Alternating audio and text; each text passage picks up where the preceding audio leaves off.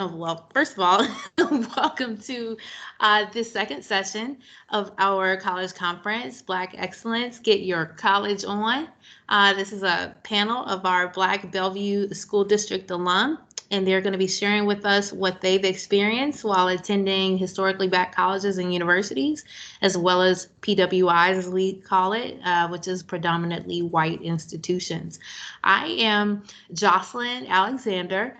I am one of the proud principals or assistant principals at Interlake High School here in the Bellevue School District. This is my fourth year in the district after a long teaching career in both Chicago, where I'm from, and just shortly living here in the state of Washington. Again, I'm going to pass it on to our moderators as they are the stars of the show. I'm sorry, our panelists as they are the star of the show. And I'm going to start with Brandon. Brandon, go ahead. Hey guys, my name is Brandon Jones. I am an Interlake class of 2017 graduate. I am a current senior at Arizona State University, and I am majoring in sports journalism. Thank you. I'm going to toss the ball to Shago. What's up, everyone? My name is Shago. I went to Bellevue High School, and I graduated there in 2016. And then I went to the University of Washington, go Dogs, where I graduated in 2020 with a degree in microbiology. All right. Thank you, Shago. And Cece. Good evening, everyone. My name is Cece Athman. I graduated from Newport High School in 2016 and also did Running Start. Then I went to University of Washington, Seattle, and I was a class of 2020 last year, and I studied public health, global health. Great, thank you. And moving along to Rasan.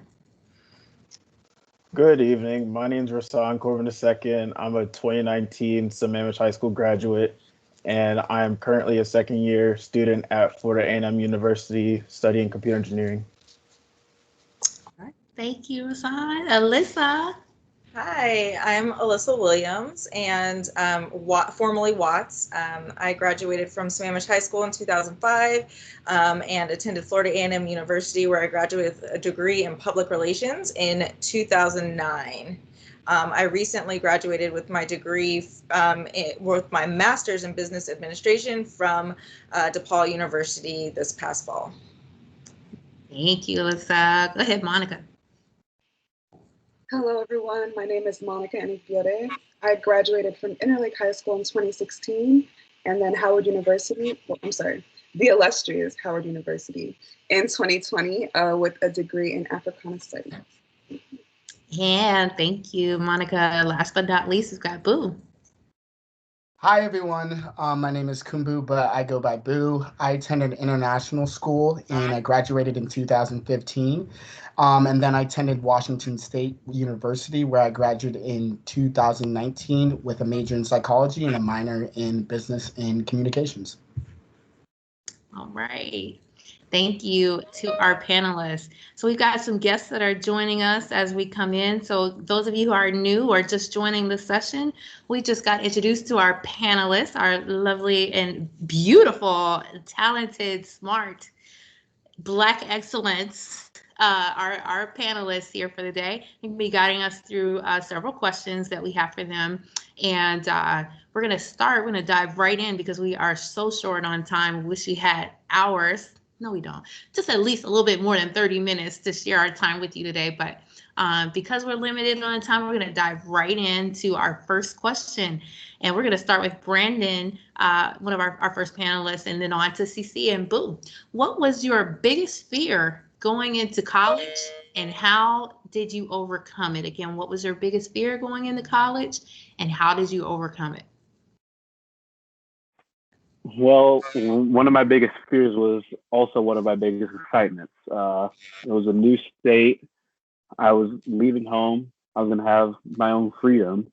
But at the same time, those all can be negatives. I didn't know anyone in Arizona. I was going to a completely new state with a very different climate. And it was just a lot of change all at once. And I was definitely nervous about it at first. I think living in the dorms was a huge part of my adjustment. You know, when you're living in the dorms, you already have your roommate to socialize with, and everyone's right next door to each other. And one thing that I really appreciated that ASU does is that they put everyone who has the same major on the same floor.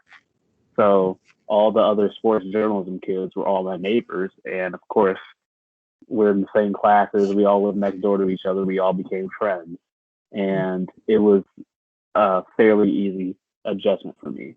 And for the kids that weren't able to live in the dorms and commuted from their parents' house to ASU, it's a central city location of a university, so you have a lot of commuter students.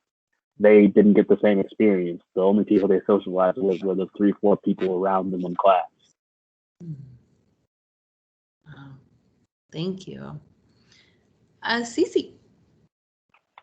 My biggest fear going into college was the financial part of it. I had gotten some scholarships for freshman year, but I was unsure how I was going to pay for the next 3+ years at UW. I overcame it by working multiple jobs during my college years and making sure that I maintained good grades, so I was able to get some scholarships through UW, through different departments and such. And we shared this earlier, the money's out there, so make sure to apply for scholarships right now in your junior or senior year of college. Absolutely. That's so wise. Yep. And Boo.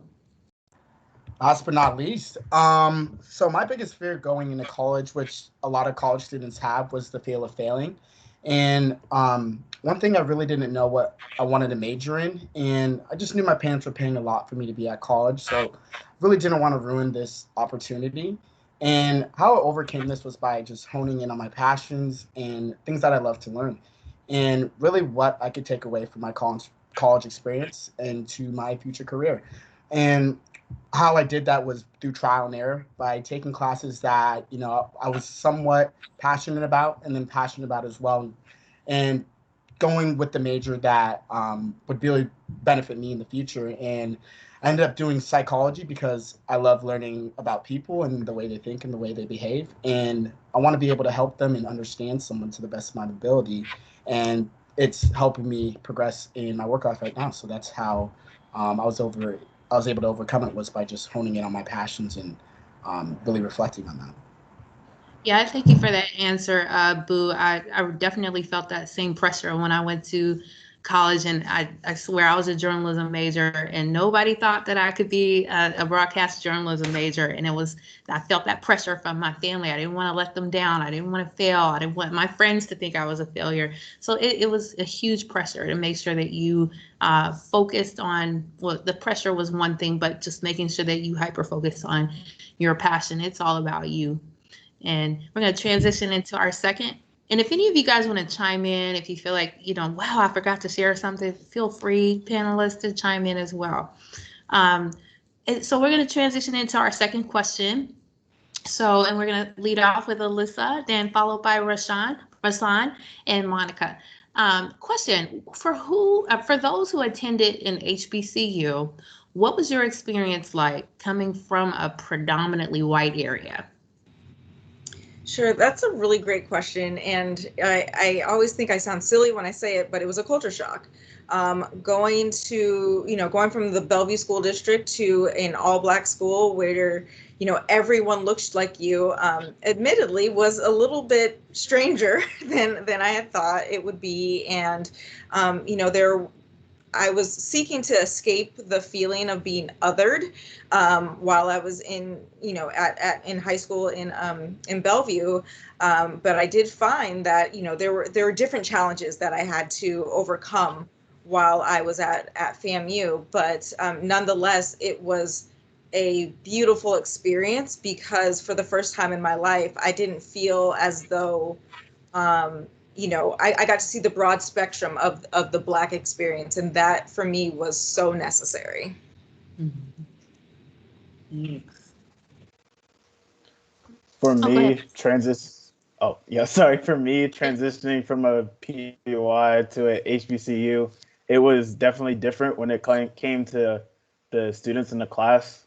I was normally one of few Black students in my STEM classes, like Calculus 1 and Physics. And now here I'm one of 24 students in my class who are also Black, and also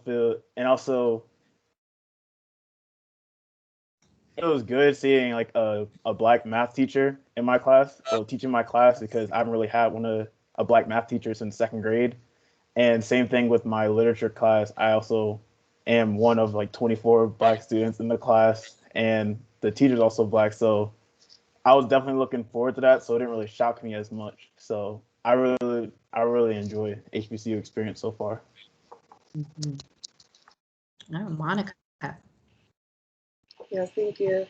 Very similar to Alyssa's experience. There definitely was a culture shock, but it was in the most beautiful way. It opened my eyes to a lot of issues that were intra-community issues that, I got to learn a lot more about and, get a position on, relate to my own life. But it just showed me the great expanse of Black people throughout this world. Like, Black is not a monolith. Black does not mean one thing. It never has. And to hear that, to read about that is one thing, but to be on campus and experience that is another thing. And I'd just like to also add, going to an HBCU from a PWI high school, it really affirmed my what I was studying. I was an Africana Studies major, and in high school we were fighting to get an Afro-centered course, that was an elective. We were fighting for that. But at Howard, you had to take an Afro elective to graduate from the university. I think that's central to a lot of HBCUs. So that switch off, just affirming, your history, past, present, and future, was very different, and I loved it. Can I add to that, Monica, is that on my first day, my first class was my African American history class ever at FAM. And the first thing my professor said was, the history of the world started in Africa. And for me, coming from Bellevue, I was like, wait, say what now? Oh, okay, this is where we're going.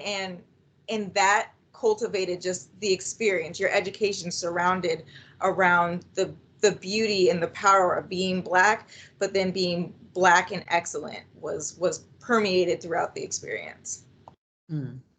Wow. Thanks, Alyssa. I was going to share something similar to that as a piggyback, but thanks to Monica. Thanks for sharing that light. It's so interesting because coming from Chicago, I was at predominantly Black and Latino high school, and then I went to a predominantly white institution and was completely shell-shocked. And so coming back to Chicago, I just reflected on that often and realized, like, when you said Blacks are not a monolith, like, I would have really benefited had I gone to an HBCU. I tell you, I'm still jealous I did not go to Howard like I should have. But just wishing that I still had that expansive knowledge of what my culture meant. And I didn't learn that until I got back to Chicago as a grown adult. And so, yeah, definitely an experience that's notable. Number 3, let's transition on. We're going to begin with Shago with this to answer this next question, as well as Cece. And then, again, if any of you guys want to chime in, feel free. This is a pretty heavy question. So if you feel comfortable sharing, have you ever experienced any isolation, depression, or anxiety during your college journey?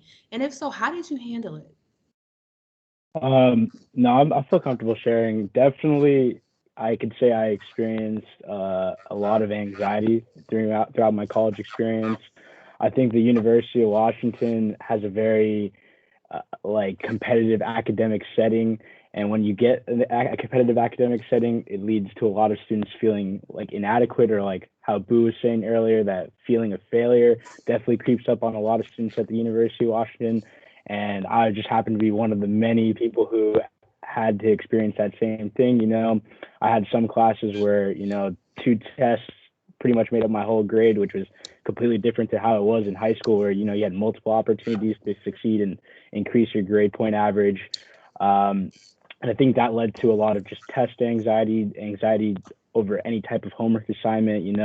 I had so many moments where I'd see like a Canvas notification on my phone and I'd freak out because I knew the test was going to have to come out and I was about to get like a certain grade. I don't know. I'm just getting like flashbacks thinking about that. But the way I dealt with that is the way I would recommend dealing with any of these subjects, whether it be isolation, depression, anxiety, is, seek out help. It's the hardest step, I think, is seeking out help with any type of mental health issue. But, it's a very important step. And I think talking to people is the best way to resolve any type of issue with most things.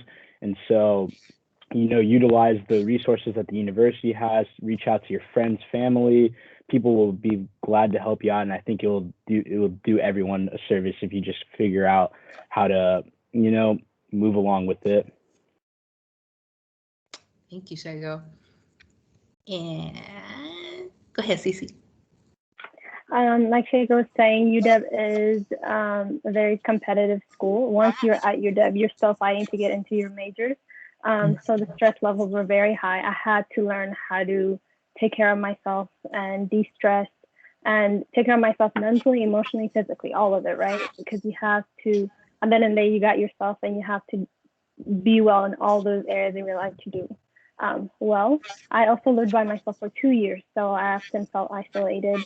And however came that was forcing myself to go to social events and socialize with my community. And I want to emphasize the importance of finding your community on campus that you can lean on and also have those mental health conversations and normalize those conversations within your community.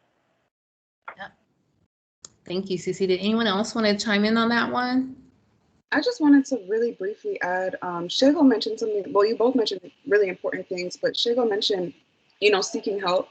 And I would just offer, seeking help is a great step, but to also be honest with yourself and honest with the people you're seeking help from about what exactly it is you need help with. Because for me, I would be like, oh, I just need to pass this test. I just need to get to next semester. When really I was working 2 jobs, I couldn't sleep.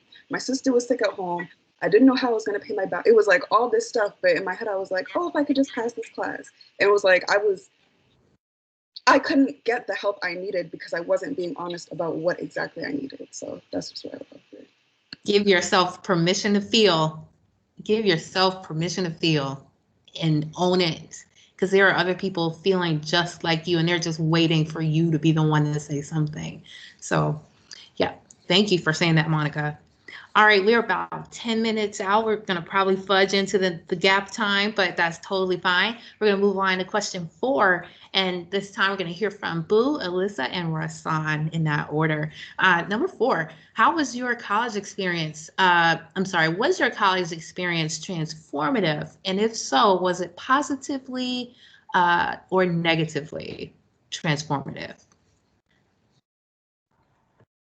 Yeah, personally, for me, my college experience was positively transformative, and how it was positively transformative was through my negative experience. And one particular story that I can think about that just helped me transition into positive habits was failing one of my core classes by 0.75%, which is a pretty small margin. So that's just the lack of me being lazy and missing opportunities and not being attentive in my class. And at first I was, completely devastated and I felt crushed because I was so close, but I didn't get the finish. I didn't get the finishing grade that I wanted.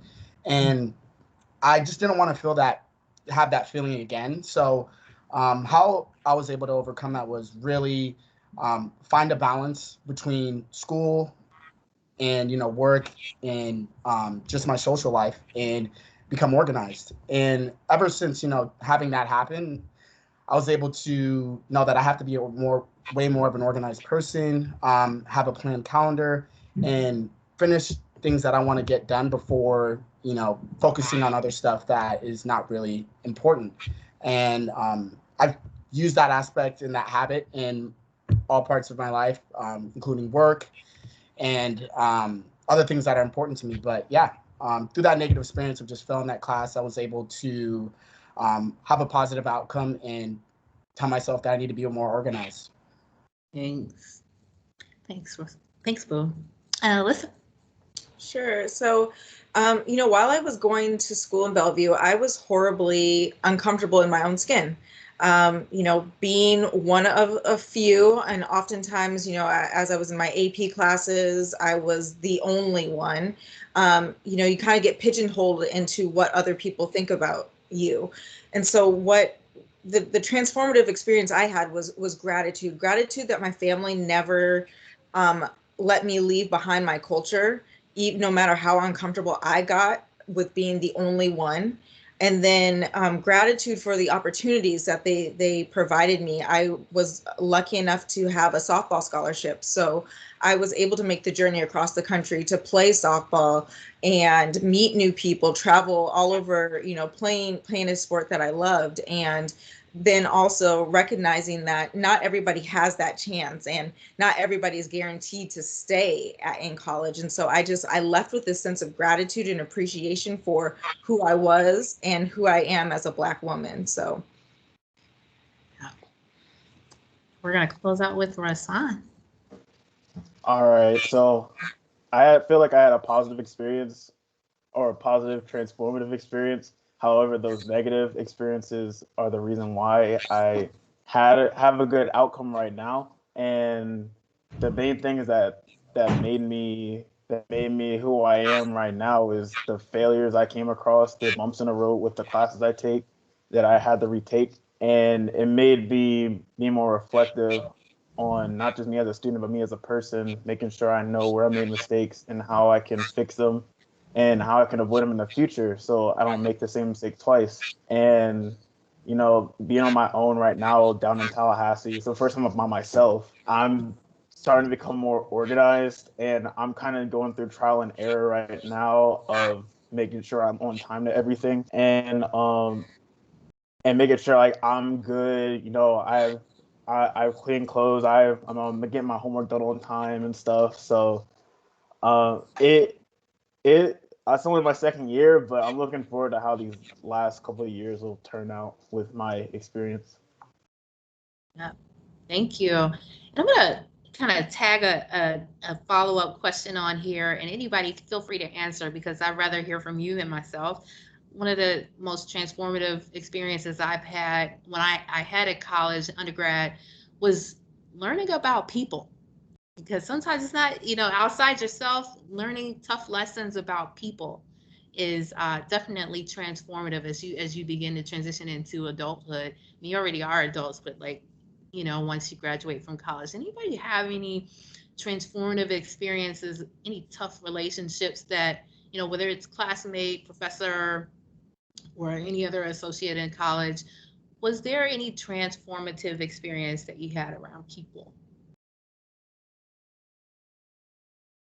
I'll share.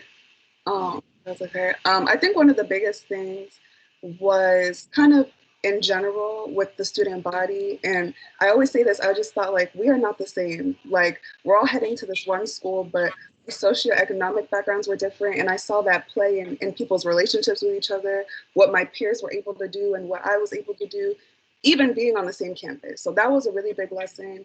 I mean, in high school, you kind of get that, with, being different races and stuff like that. But there are a lot of measures to kind of even that out. But when you're in college, you're by yourself. You have to do things by yourself. So it was really different for me to look around and be like, oh, you came from where?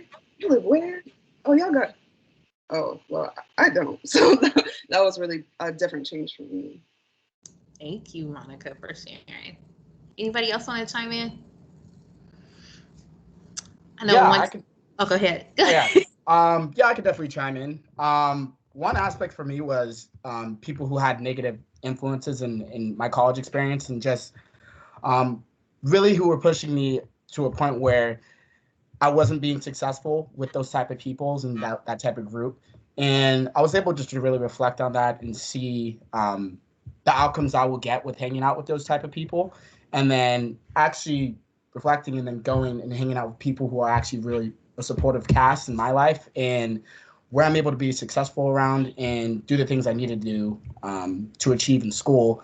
And really, it's just, honestly, it's taking those risks, but again, being reflective and understanding, hey, what what happens when I'm around this certain type of group, and who are my bad and negative influences, or positive and negative influences, and doing the things that are positive for your life is the way I'd go about it. And yeah, just definitely being reflective about it and understanding what type of situation you're in, and always a situation what happens with certain type of people, because you'll start to see the domino effect of what those situations lead to. So yeah, just definitely being reflective around the people that you hang out with and what they provide for you.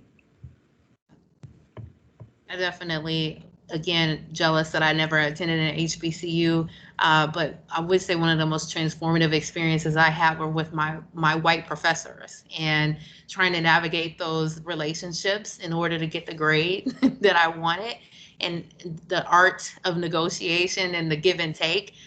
Those are some skills that I definitely formed. And I also, even from folks that I know attended HBCUs, and you think you're going to this university and everybody around, like Monica said, it's like everybody's not like you. And there was a coin phrase, I know I learned it pretty early on. If it wasn't in college, it was in high school. My parents would always say, all your skin folk ain't your kin folk. You remember, if anybody's ever told you that?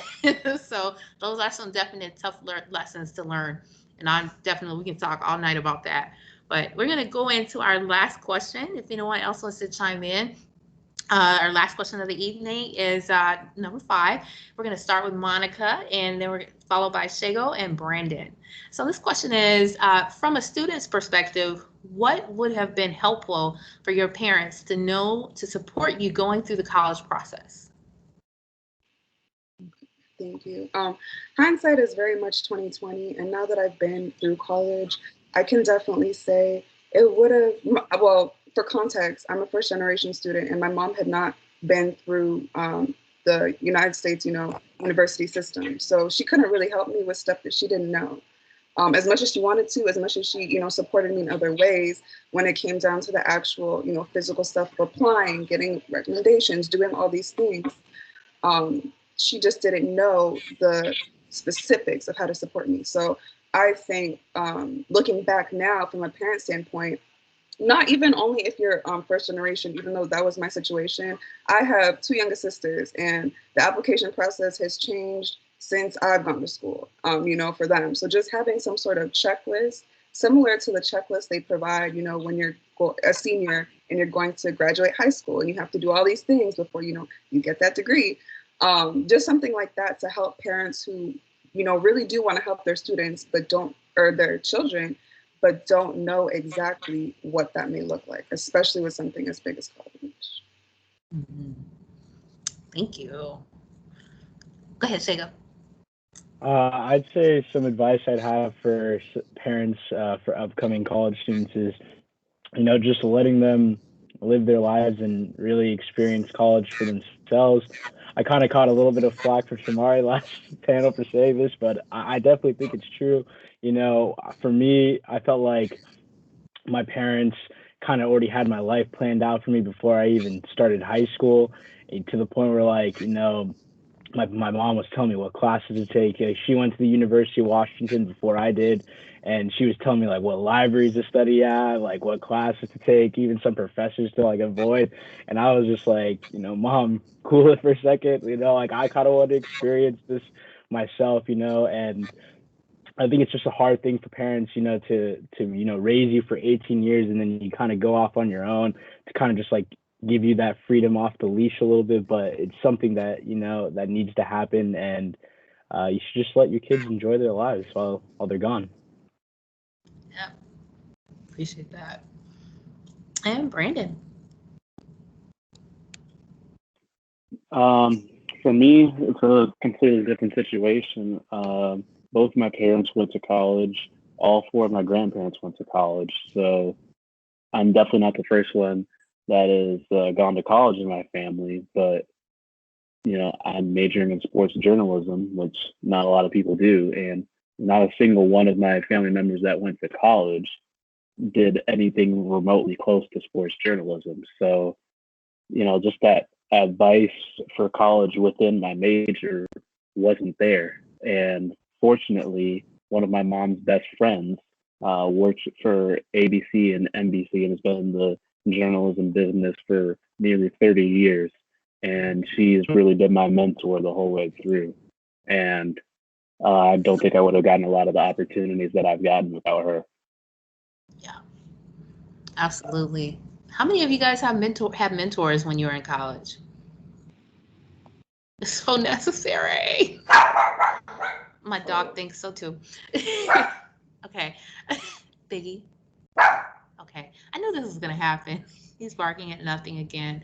Thank you guys. Thank you for our panels, and definitely to kind of close out that last remark and piggyback off what Brenda was saying is that, you know, it's really hard for parents to kind of release that control. And I remember myself being in college, or in high school rather, transitioning into college, and, you know, our families, they just want the best for us, but it is so hard. You know, one of my very dear friends who's Nigerian, she's like, you know, my parents, they want me to be a doctor. I don't want to be a doctor, you know, and she got to college and she started to major in pre-med and just found out that she hated it. And, you know, she wanted to follow her path, which was sociology, and she did. And so I think that was Boo that said that, you know, following your passion is the greatest gift that you can give to yourself. This is your time. I know it may not always be our money, but this is your time to learn and find out who you are in this world so that you can make it better for somebody else that's going to follow you. Thank you guys for your time. Definitely want to bring on screen Miss Michelle. Are you here? Michelle, are you on camera? Here she goes. Hello. I want Miss Y'all Michelle are to introduce amazing. you guys. Miss Phenomenal. I'm Michelle Williams Clark, and I've had a chance to know and work with all of these amazing, phenomenal Black Bellevue School District Scholar alums. They're extraordinary young people, and they've done such amazing things in high school, in college, in graduate school, Alyssa. After all of the educational experiences, they really are the best of role models and the most wonderful people. And it's an honor to have them on the panel and a privilege to know them. So I thank you all so much. And thank you, Miss Jocelyn. Thank Appreciate you. You're the one who are the brains behind this. And so that's why I wanted you. You are the center of my Brady Bunch square here. So deservedly so. So thank you. Kudos to you. Thank you. All right. I don't see any questions in the chat. So it looks like we're going to wrap up here. You guys can transition into your next session. Thanks for